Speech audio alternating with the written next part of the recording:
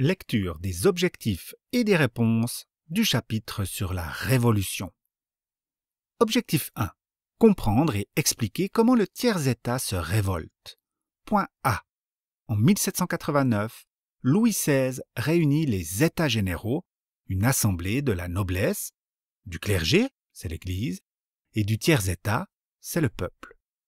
Mais le tiers-État se déclare Assemblée nationale et rédige seul une constitution.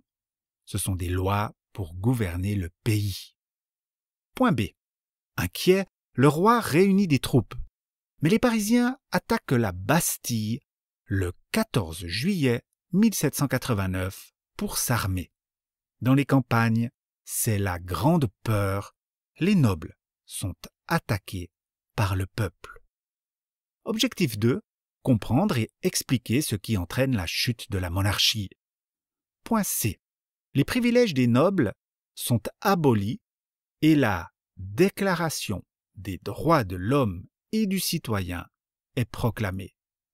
Le roi et sa famille tentent de fuir en 1791, mais ils sont reconnus et arrêtés à Varennes. Point D. En 1792, la France déclare la guerre à l'Autriche. Secrètement, le roi espère une défaite de son pays. Les sans-culottes, les révolutionnaires en pantalon, découvrent ce double jeu et attaquent le palais des Tuileries. Des gardes suisses y sont massacrés. Objectif 3. Comprendre et expliquer ce qui se passe pour la famille royale. Point E. Le roi est emprisonné. Après la victoire de Valmy, fin 1792, la République est proclamée. On ouvre le procès du roi. Les Girondins tentent de le sauver. Les montagnards veulent sa mort. Point F. Le roi est condamné et exécuté en janvier 1793. Sa femme, Marie-Antoinette, sera aussi guillotinée. Reste le dauphin, fils du roi, le petit Louis XVII, 10 ans. Emprisonné durement, il meurt de maladie. Objectif 4. Comprendre et expliquer ce que l'on appelle la terreur. Point G. La France déclare de nouvelles guerres et tire au sort 300 000 soldats. En Vendée, cela provoque des révoltes. Les royalistes, ceux qui sont en faveur du roi, sont encore nombreux. Ils seront massacrés pendant la Terreur. Point H. C'est Robespierre qui la dirige. Il finira par être exécuté en 1794. La période a fait plus de 100 000 morts, dont 17 000 guillotinés. Un général, Napoléon Bonaparte, s'est fait remarquer en écrasant une révolte royaliste à coups de canon.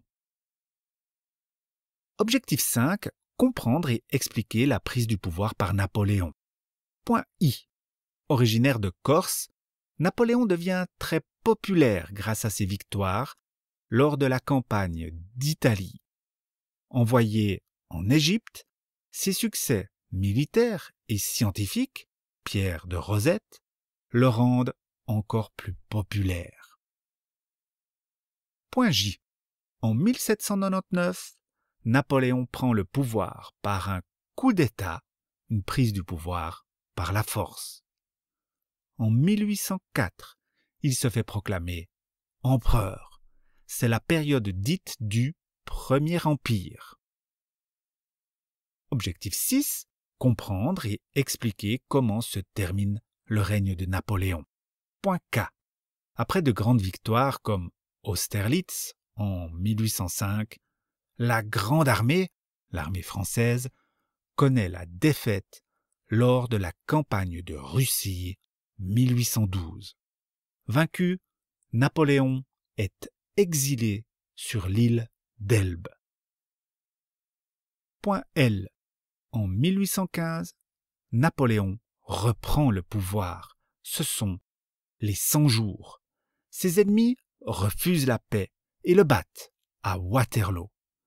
Il est exilé au loin sur l'île de Sainte-Hélène et y meurt en 1821.